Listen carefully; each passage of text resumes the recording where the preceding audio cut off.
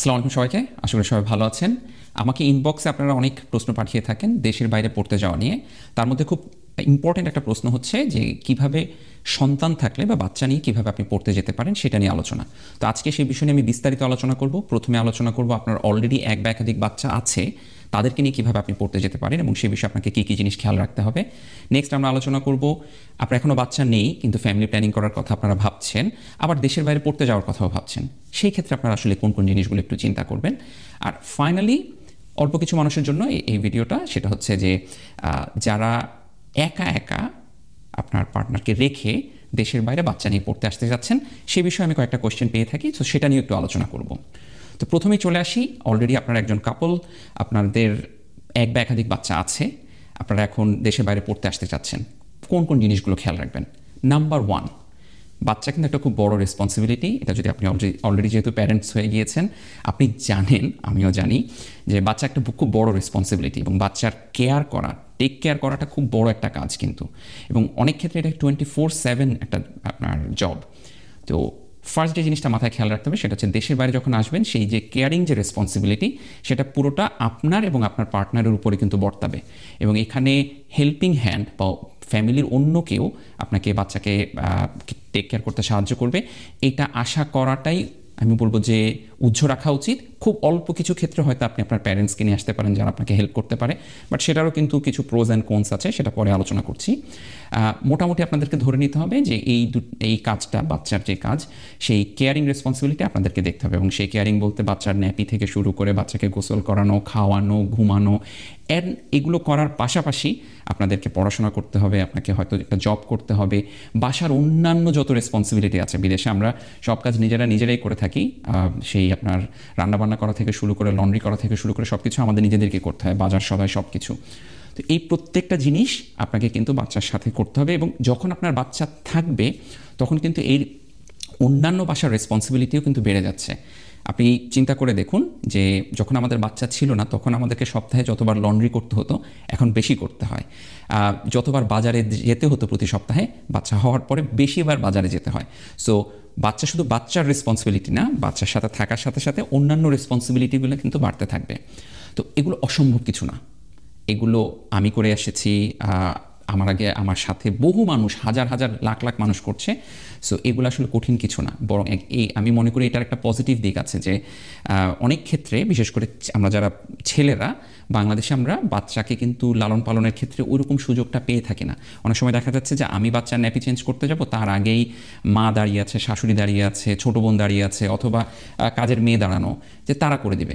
So আমরা অনেক সময় সুযোগ পাই না, কিন্তু আপনি ছেলে হিসেবে অন্তত you will feel very close to your child, যে আপনি তার প্রত্যেকটা কাজের সাথে কিন্তু আপনি ইনভলভ থাকবেন। সো দুজন মিলে যদি এটা শেয়ার করে নেন, দুজনের মধ্যে যদি সেই বোঝাপড়া থাকে, সেটা খুবই পজিটিভ এবং এটা আসলে সম্ভব। একটা কথা একটু আগে বলছিলাম যে অনেক ক্ষেত্রে আপনি প্যারেন্টসদেরকে নিয়ে আসতে পারেন এবং সেটা হেল্প হতে পারে। Yes, it is possible, but সব দেশে প্যারেন্টসদের ভিসা দেওয়ার ক্ষেত্রে কিছু আপনার 19-20 হয়। অনেক ক্ষেত্রে প্যারেন্টসের ভিসা খুব ইজিলি পাওয়া যায়, অনেক ক্ষেত্রে পাওয়া যায় না, আবার সেটা একটা মাথায় রাখার বিষয়। আরেকটা ইম্পর্টেন্ট বিষয় হচ্ছে যে আপনি যখন প্যারেন্টসকে আনবেন তখন তাদেরও কিছু কস্ট আপনাকে বিয়ার করতে হবে, হেলথ ইন্স্যুরেন্স থেকে শুরু করে visa and plane fare. So সবার হয়তো ওই সামর্থ্যটুকু না হতে পারে, কারণ আপনি হয়তো নিজে স্কলারশিপের টাকা নিয়ে পড়তে এসেছেন, অথবা নিজে দেশ থেকে কিছু সেভিংস নিয়ে পড়তে এসেছেন। সো সবসময় সেটা কিন্তু পসিবল না। এই ক্ষেত্রে আমি একটা পার্সোনাল রিফ্লেকশন বলে থাকি। আমার যখন মেয়ে হয়েছিল তখন আমি পিএইচডি করছিলাম, আমি এবং আমার ওয়াইফ আমরা দুজনই কিন্তু পুরোপুরি দায়িত্ব তার আমাদেরকে আমার প্যারেন্টস বা আমার ওয়াইফের প্যারেন্টস কেউই আসেনি, আমরা নিজেরাই আমাদের বাচ্চাকে বড় করেছি। And looking back we think it was a wonderful journey. বিশেষ করে আমরা প্রত্যেকটা জিনিসের সাথে ইনভলভ হতে পেরেছি। I feel really happy, really satisfied about that. আর আমার ওয়াইফ একটা কথা বলে, সেটা হচ্ছে যে অনেক ক্ষেত্রে যেটা হয় যে মুরব্বীরা যখন বাচ্চা পালতে আপনাকে সাহায্য করে, মায়ের সাথে কিন্তু শাশুড়ি বলেন বা তার মা বলেন একটা কনফ্লিক্ট তৈরি হয়, কারণ জেনারেশনের তো একটা গ্যাপ রয়েছে। ওনাদের মতে বাচ্চাকে এটা করো ওইটা করো, আবার অনেক সময় মমি শেমিংয়ের যে ব্যাপারটা আছে যে আপনাকে গিল্টে ফেলে দিবে যে এই বাচ্চা এখনও খায় নাই, আহারে আমার অমুক, হ্যাঁ আপনার হচ্ছে যে ছোটো বাচ্চাটা সে এতক্ষণ না খেয়ে বসে আছে। সো এই যে গিল্টি ফিলিংস, এবং দেখেন যেহেতু আপনি অনেক কিছু ব্যালেন্স করতে হবে, হ্যাঁ অনেক সময় বাচ্চাকে খাওয়াতে কিন্তু একটু দেরি হতে পারে, বাচ্চা একটু কিছুক্ষণ কান্না করতে পারে, কেউ যদি তখন কানের পাশে এসে বলতে থাকে আহারে ও এতক্ষণ কান্না করতেছে, কেউ ওকে নিচ্ছে না, এটা কিন্তু অনেক ক্ষেত্রে নেগেটিভভাবে আপনাকে ইম্প্যাক্ট করবে মেন্টালি। সো ওই জিনিসটা আমাদের কিন্তু আপনার করতে হয়নি। এবং যেটা বললাম যে সব আপনার ভালোর মধ্যে যেরকম নেগেটিভ আছে, সব নেগেটিভের মধ্যেও কিন্তু আসলে আপনি খুঁজে দেখলে ভালো সম্ভব। সো ফার্স্ট সেটা হচ্ছে কেয়ারিং রেসপন্সিবিলিটি নিয়ে মাইন্ডসেট থাকতে হবে, এবং আই এম শিওর এটা সম্ভব যদি আপনার মাইন্ডসেট থাকে।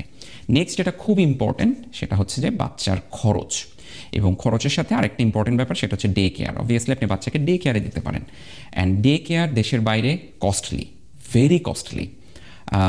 খুব অল্প কয়েকটা দেশ, যেমন আমি যখন সুইডেনে মাস্টার্স করতে যাই, সুইডেন বা অন্যান্য যে স্ক্যান্ডিনেভিয়ান কান্ট্রি রয়েছে সেইখানে আপনি স্টুডেন্ট হন অথবা আপনি পিআর হন অথবা সিটিজেন হন, সবার জন্য ডে কেয়ার কিন্তু পাবলিকলি ফ্রি। সো সেইখানে কিন্তু আপনার তেমন কোনো টেনশন নেই। কিন্তু ওই স্ক্যান্ডিনেভিয়ান কান্ট্রি ব্যতীত আমার ধারণা বাকি সব জায়গাতেই স্টুডেন্ট হিসেবে যদি আপনি যান, সেই ক্ষেত্রে আপনাকে ডে কেয়ারের জন্য কিন্তু খুব হেফটি অ্যামাউন্টের প্রতিদিন পে করতে হয়। সো সেইটা অনেক সময় স্টুডেন্ট বাজেটে কিন্তু সম্ভব না, এবং এই ক্ষেত্রে অধিকাংশ সময় স্টুডেন্টরা যেটা করে যে এক প্যারেন্ট কাজ করতে গেলে বা পড়তে গেলে আরেকজন বাচ্চা টেক কেয়ার করে। সো অনেক ক্ষেত্রে স্টুডেন্ট বাজেটে আপনার বাচ্চাকে ডে কেয়ারে পাঠানো বা প্রতিদিন ডে কেয়ারে পাঠানো সম্ভব না। বাট এই ক্ষেত্রে আমি কিছু মানুষকে দেখেছি, they are very smart with their finance and also with their time. তারা এমনভাবে বাচ্চাকে একদিন বা 2 দিন ডে কেয়ারে পাঠায় যে যেটার জন্য তারা একটু কষ্টও সেভ করতে পারে, আবার তাদের কাজটাও যেন ঠিকমতো হয়, এমনভাবে তারা রুটিনটা করে নেয়। সেটাও কিন্তু খুব সুন্দর একটা আপনার ব্যবস্থা। বাট এটা depending on every couples situation, every আপনার বাচ্চার কী নিড, সেই হিসেবে কিন্তু সেই কাজটা আপনি করতে পারেন। তবে যেটা বললাম ওভারঅল এটা কস্টলি, আপনাকে একটু মাথায় রাখতে হবে। হ্যাঁ, বাচ্চা যদি একটু বড় হয়ে যায় সেই ক্ষেত্রে আপনি তো আর ডে কেয়ারে পাঠাবেন না, তখন আপনাকে স্কুলে পাঠাবেন। অন্তত বাচ্চার বয়স অন অ্যান অ্যাভারেজ 5-এর বেশি যদি হয়ে যায়, আপনি বাচ্চাকে কিন্তু স্কুলে দিতে পারেন। স্কুলের কস্ট কম, অনেক ক্ষেত্রে স্কুল ফ্রি, অধিকাংশ দেশে স্কুল ফ্রি। অস্ট্রেলিয়াতেও আপনি যদি পিএইচডি স্টুডেন্ট হিসেবে আসেন, আপনার বাচ্চার স্কুলিং ফ্রি, আপনি যদি পাবলিক স্কুলে পড়াতে চান। বাট কিছু কিছু ক্ষেত্রে আপনাকে হয়তো, এবং এটা আসলে এই জিনিসগুলো একবারে মোটা দাগে বলা সম্ভব না। সো অবভিয়াসলি আপনি যেই দেশে যাচ্ছেন এবং যেই স্টেটে যাচ্ছেন, একই দেশের বিভিন্ন স্টেট টু স্টেট কিন্তু আবার ভ্যারি করে। সো সেই স্টেটের এক্স্যাক্ট রুলস রেগুলেশন কী সেটা আপনাকে একটু দেখে নিতে হবে। আমি এই জন্য একেবারে মোটা দাগে বলতে পারছি না যে সব স্কুল মানেই ফ্রি, একটু দেখে নেবেন। বাট ইট ইজ পসিবল যে আপনি যখন স্টুডেন্ট হিসেবে আসবেন, আপনার বাচ্চাকে পাবলিক স্কুলে পড়ালে আপনি ফ্রিতে পড়াতে পারবেন। বাট অ্যাগেন শর্ত প্রযোজ্য, একটু চেক করে দেখবেন। এবং সেই ক্ষেত্রে অনেকে যদি এরকম একটা অবস্থায় থাকেন যে বাচ্চার বয়স এখন 4 বা 3, হ্যাঁ, আপনি ট্রাই করা শুরু করছেন, আমি বলবো এখন থেকে ট্রাই করা শুরু করেন, যাতে এমন একটা সিচুয়েশন আসে যে যখন আপনি আসলে দেশের বাইরে পড়তে যাচ্ছেন তখন বাচ্চার বয়স 5 হয়ে গেছে। সো আপনি এখানে এসে বাচ্চাকে ফার্স্ট থেকেই আপনি স্কুলে দিয়ে দিতে পারেন। সেই ক্ষেত্রে ডে কেয়ারের যে কস্ট সেটা আপনি সেভ করতে পারবেন। আচ্ছা, এই দুটো গেল হচ্ছে আপনার কেয়ারিং অ্যান্ড হচ্ছে আপনার ফাইন্যান্স, খুব ইম্পর্টেন্ট দুটো। নেক্সট সেটা হচ্ছে ওভারঅল পড়াশোনার ব্যাপার। আচ্ছা, একটু আমি মনে হয় এই জায়গায় একটু আমার গিয়ার শিফট করা উচিত, কারণ অনেক নেগেটিভ, অনেক চ্যালেঞ্জের কথা বলা হচ্ছে। বাচ্চা নিয়ে পড়তে আসলে কি কোনো পজিটিভ কিছু আছে? আমি বললাম কেয়ারিংয়ের অনেক টাইম দিতে হয়, তার মানে আপনার অবভিয়াসলি পড়াশোনায় বা রিসার্চে ইম্প্যাক্ট পড়বে। টাকা পয়সার কথা বললাম, সেখানেও একটা ব্যাপার। তাহলে অন্য কোনো কি বেনিফিট আছে? লুকিং ব্যাক আমার কাছে যেটা মনে হয় যে যখন থেকে আমার বেবি হয়েছে, it made me more focused. এটা আল্লাহর রহমত বলেন অথবা ধরেন আপনার যে সিচুয়েশন ডিমান্ডস যেটাই বলেন না কেন, অল্প সময়ে খুব টাইম বেঁধে তার মধ্যে কাজ আদায় করে নিয়ে আসাটা, এটা আমি শিখেছি। এবং আমার মতো অন্যান্য আরও যারা বাচ্চা সহ আপনার দেশের বাইরে পড়াশোনা করেছে তারা সেই জিনিসটা শিখেছে। সো যেহেতু আপনি জানেন আপনার টাইম লিমিটেড, আপনার টাইম ওয়েস্ট করার টাইম কম, সেহেতু আপনি হয়তো রিল দেখতে কম পারবেন, ফোকাসড ওয়েতে কাজ করে বের হয়ে আসতে পারবেন। অল্প সময় আপনি যে কাজ করতে পারবেন, অনেকের ক্ষেত্রে আরও বেশি সময় নিয়েও তাদের যেহেতু ফোকাসটা অতটা থাকবে না, আপনি বেশি কাজ আদায় করতে পারবেন। এটা একটা পজিটিভ। আরেকটা যেটা আমি ফিল করি যে ওভারঅল আপনার একটা মোটিভেশন, কারণ তখন তো আমরা প্রত্যেকটা কাজ, পড়াশোনা, দেশের বাইরে রিসার্চ করা, এগুলো যখন আমরা করি, এখানে তো অবভিয়াসলি নিজের একটা চিন্তা থাকে, নিজেকে গ্রো করব, নিজের ক্যারিয়ারের একটা অ্যাম্বিশন ফুলফিল করব। কিন্তু যখন আপনার বাচ্চা থাকবে, ইউ উইল অলসো থিঙ্ক যে you are doing this not only for you but also for your family and also for that baby. হ্যাঁ, এটা কিন্তু অন্যরকম একটা পাওয়ারফুল সোর্স হিসেবে কাজ করে। এটাকে আপনি কোয়ান্টিফাই করতে পারবেন না। টাকার যে ইস্যুটা বলেছি সেটা আপনি কোয়ান্টিফাই করতে পারবেন, টাইম কোয়ান্টিফাই করা যায়। বাট এই যে একটা সাটল পিছনে যে আপনাকে একটা মোটিভেশন দিবে, এগুলোকে না আসলে কাগজে কলমে হিসাব করা যায় না। এবং আমি এই জন্য দেখেছি যে বাচ্চার কারণে অনেকে ভাবে যে পিছিয়ে পড়েছি, কিন্তু আমি কাউকে আসলে পিছিয়ে পড়তে দেখিনি। আমি দেখেছি যারা বাচ্চা নিয়ে পড়তে এসেছেন তারা সবাই মাশাআল্লাহ খুব সুন্দর মতো সব কিছু পড়াশোনা শেষ করে নিজেদের ক্যারিয়ার গুছিয়ে সুন্দর মতো কিন্তু তারা মানে তারা যেটা অ্যাচিভ করতে চেয়েছেন সেটা করতে পেরেছেন। সো এখানে ঘাবড়ানোর বা ভয় পাওয়ার কিছু নেই। আমি জানি এটা একটু কঠিন journey, but it's also a wonderful journey. এবং কিছু কিছু ক্ষেত্রে কিছু জার্নি কঠিন বলেই ওয়ান্ডারফুল। দেখেন, একটা হচ্ছে আপনি ওই যে রিল দেখে যে বিনোদন পাওয়া, যেটাতে কোনো কষ্ট করতে হয় না, সেটা একটা। আরেকটা ধরনের বিনোদন কিন্তু হচ্ছে ওই যে আপনি হাইকিং করতে গেলেন অথবা আপনার এভারেস্ট পাড়ি দিতে গেলেন, বহু কষ্ট করে যখন আপনি এভারেস্টের চূড়ায় উঠবেন তখন সেটার যে আনন্দ এটা অন্যরকম। সো একইভাবে আপনি আপনার ছোট ছোট ক্যারিয়ার, আপনার পড়াশোনা সব কিছু যখন সেলিব্রেট করবেন, ওই গ্র্যাজুয়েশনে যখন আপনি আপনার সার্টিফিকেটটা পাবেন, গাউনটা পরবেন, তখন যখন আপনার বাচ্চাকে কোলে নিয়ে ছবি তুলবেন, এইটার যেই আপনার কী বলে যে সুন্দর মুহূর্ত, সেটা আসলে অনেক মানে বাচ্চা না থাকলে আপনার পক্ষে সম্ভব না সেটা পাওয়া। So it will be a difficult journey compare to যাদের বাচ্চা নেই, যারা হয়তো সিঙ্গেলভাবে এসেছে অথবা জাস্ট কাপল হিসেবে এসেছে কিন্তু বাচ্চা নেই, তাদের থেকে একটু কঠিন হবে। But trust me, everything will work out. ওই অতটুকু বিশ্বাসটুকু রেখে আপনাকে আগাতে হবে। সো এটা নিয়ে আমি তো বললাম যে যাদের অলরেডি বাচ্চা আছে তাদেরকে নিয়ে। নেক্সট এখন যাদের আসি, যে যারা বিয়ে করেছেন, নতুন কাপল অথবা খুব মানে রিসেন্টলি বিয়ে করবেন, ফ্যামিলি প্ল্যানিং নিয়ে ভাবছেন, অ্যাট দ্য সেম টাইম দুজনই দেশের বাইরে পড়তে আসতে চাচ্ছেন, তখন ফ্যামিলি প্ল্যানিং নিয়ে কী ভাবছেন সেটা। এক্ষেত্রে একটু পার্সোনাল গল্প বলি। আমি যখন সুইডেনে, আমি এবং আমার ওয়াইফ আমরা দুজনে মাস্টার্স করছিলাম, একদিন আমরা ফিল করলাম যে প্রবাবলি আমাদেরকে আনএক্সপেক্টেড বা একটা সারপ্রাইজ প্রেগনেন্সি, মানে আমার ওয়াইফের আপনার হচ্ছে পিরিয়ড ডিলে হয়েছিল। So we were very concern যে আসলে কি হতে যাচ্ছে। এবং আমার মনে আছে যে আমরা দুইজন ম্যাকডোনাল্ডসে বসে আপনার হচ্ছে লাঞ্চ করছিলাম এবং উই ওয়ার ভেরি ওয়ারিড যে কী হবে, আমাদেরকে তাহলে পড়াশোনা ছেড়ে দিতে হবে আমার ওয়াইফের, বা আমাকে ওকে দেশে চলে যাওয়া লাগবে, ইত্যাদি ইত্যাদি অনেক কিছু ভাবছিলাম, just because we did not have enough information at hand. কারণ এখন যদি আমরা পিছনে তাকিয়ে দেখি যে আসলে না, এটা কোনো ব্যাপারই ছিল না, সব কিছুই সম্ভব, সব কিছুই আসলে পসিবল ছিল, আমাদের এত টেনশন করার কিছুই ছিল না। হাউএভার, যেহেতু গল্প বলছি, গল্পের এন্ডিংটাও বলে দিই, ইট ওয়াজ আ ফলস অ্যালার্ম। ওই সময় we were not pregnant, so ওই জন্য আমাদের ওইটা নিয়ে আর চিন্তা করতে হয়নি। আচ্ছা, যেটা বললাম যে যখন আপনি নতুন করে বাচ্চা নিতে যাচ্ছেন, তাহলে যাদের বাচ্চা আছে, ওই যে caring responsibility and financial responsibility, সেইগুলো জিনিসগুলো আপনাদেরকেও চিন্তা করতে হবে। অন টপ অফ দ্যাট, আপনাদের জন্য একটা বেনিফিশিয়াল যে ব্যাপার, সেটা হচ্ছে আমি মনে করি যে স্টুডেন্ট লাইফে বাচ্চা নেওয়াটা একদিক থেকে ব্লেসিং। কারণ ইউনিভার্সিটিগুলো আপনাকে যেই পরিমাণ সাপোর্ট দেবে, এটা অন্য কোনো ওয়ার্ক প্লেস কিন্তু সেভাবে দেয় না। ইউনিভার্সিটির যে রুলস অ্যান্ড রেগুলেশনস, এইটা আপনার প্রেগনেন্সির জন্য বা প্যারেন্টাল যে কোনো লিভের জন্য খুবই আপনার কি বলবো যে খুবই খুবই কর্ডিয়াল, খুবই হেল্পফুল। এবং সেটার কারণে অনেকেই কিন্তু আপনার পিএইচডি চলাকালীন সময় বা দেশের বাইরে পড়তে আসার সময় কিন্তু বাচ্চা নিয়ে থাকেন, বিশেষ করে পিএইচডির সময়। আমি নিজেও বাচ্চা নিয়েছি যখন আমি নিজে পিএইচডি করছি, তখন অ্যাগেইন ওই সব কিছু জিনিস মাথায় রাখতে হবে, but it's a wonderful time. এবং তখন অ্যাকচুয়ালি ফ্লেক্সিবিলিটি পাওয়া যায়। আর পিএইচডির পড়াশোনাটা তো যেহেতু একটু লম্বা সময়, ফর এক্সাম্পল 3 থেকে 4 বছর, সো যদি বাচ্চার হওয়ার যেই ব্যস্ততা বা ওই সময় যে আপনার হসপিটালে দৌড়াদৌড়ি বা অন্যান্য কিছু, হ্যাঁ, ইনিশিয়াল যদি 3-4 মাস 6 মাসের জন্য যদি আপনি পিছিয়েও যান, you can cover that up.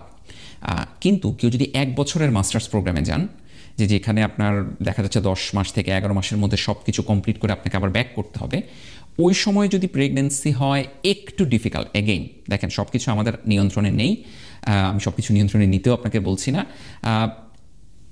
But ওই ক্ষেত্রে একটু ডিফিকাল্ট, কারণ যেহেতু আপনার টাইম লিমিটেড, আপনি যদি একটু পিছিয়ে যান এটাকে কাভার করে আসাটা একটু কঠিন। But again this is also possible. এবং if you ask to your university about extension, about what you are going through, they will always support you. এবং এই সব এক্সটেনশন, সেক্ষেত্রে যেটা হবে, আপনাকে হয়তো পসিবলি আপনাকে এক্সটেনশন নিতে হবে। আমরা অনেকেই জানি না, অনেকেই ভাবি যে আমাদের ইউনিভার্সিটি, মানে দেশের বাইরের ইউনিভার্সিটিগুলো বাংলাদেশের ইউনিভার্সিটিগুলোর মতো আপনার হাইকোর্ট দেখাবে, অনেক কড়াকড়ি করবে। অ্যাকচুয়ালি না, they are quite open to all of this. এবং আপনার যদি এক্সটেনশনের প্রয়োজন হয়, অবভিয়াসলি আপনি স্টুডেন্ট যেই কাউন্সিলর আছে, আপনার যে সুপারভাইজার আছে, তাদের সাথে কথা বলবেন, and they will definitely help you. So even আপনি শর্ট কোর্সে গেলেও, অল্প সময়ের জন্য গেলেও, যদি আপনার এক্সটেনশন প্রয়োজন হয়, you can do that. So এটা গেল আরেকটা। লাস্টে যেটা বলেছি, কিছু ধরনের আমি মেসেজ পেয়ে থাকি, সেটা হচ্ছে যে একজন প্যারেন্ট, তার অলরেডি বাচ্চা আছে, কিন্তু সে তার পার্টনারকে নিয়ে আসতে চায় না, সে শুধুমাত্র নিজে আসতে চায়। এবং বাচ্চাকে নিয়ে আসতে চায়। সো বাচ্চা এবং সে মুভ করতে চায়, কিন্তু পার্টনার দেশে থাকবে, পার্টনার আসবে না। আপনাদের জন্য আনফর্চুনেটলি আমি বলবো যে একটু জার্নিটা আরও কঠিন। সেটা হচ্ছে ওই যে কেয়ারিং রেসপন্সিবিলিটি, সেটা শেয়ারের একটা বিশাল সমস্যা।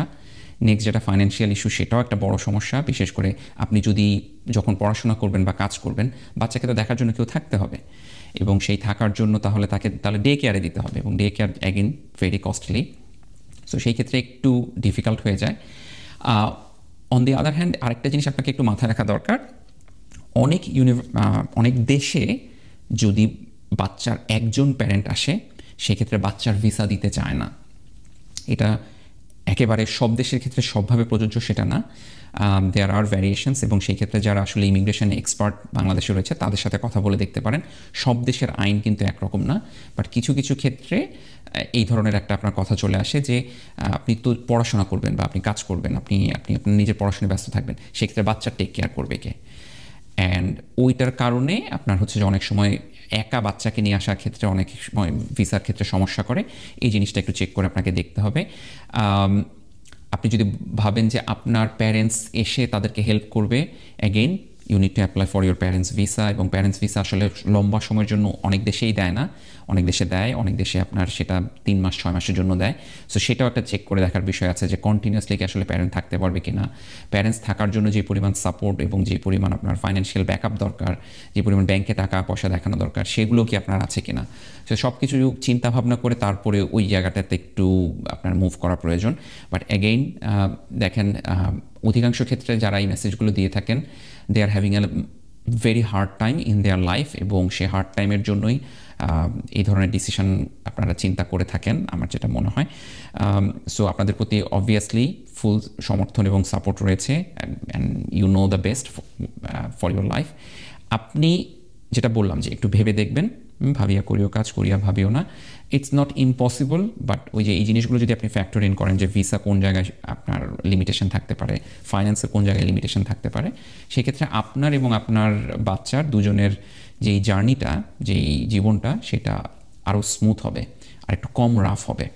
সো এটা খুব ইম্পর্টেন্ট ব্যাপার। We are back again to everyone. হ্যাঁ, বাচ্চা পালন দুটোই কস্টলি, কিন্তু এটা আপনি আপনার দেশে হোক দেশের বাইরে হোক, আমরা যারা সন্তান লালন পালন করে আমরা জানি সন্তানের বিভিন্ন জিনিসপত্র ভেরি কস্টলি। তো সেটার জন্য অনেক সময় আপনাকে ফাইন্যান্সটাকে ওভাবে সেট আপ করতে হবে যে দুজন থাকার জন্য যা খরচ হয়, বাচ্চা থাকলে আরেকটু বেশি খরচ হতে পারে। বাচ্চা থাকলে আপনার হয়তো বাসার যে স্ট্যান্ডার্ড, সেটা আরেকটু বেটার হওয়া প্রয়োজন। আপনার বাসায় বাজার থেকে শুরু করে সব কিছুর স্ট্যান্ডার্ড আরেকটু ইমপ্রুভ করা দরকার। কারণ প্যারেন্টসরা আমরা নিজেরা কষ্ট সহ্য করতে পারি, কিন্তু আমার বাচ্চা কষ্ট করবে সেটা আমরা সহ্য করতে পারি না।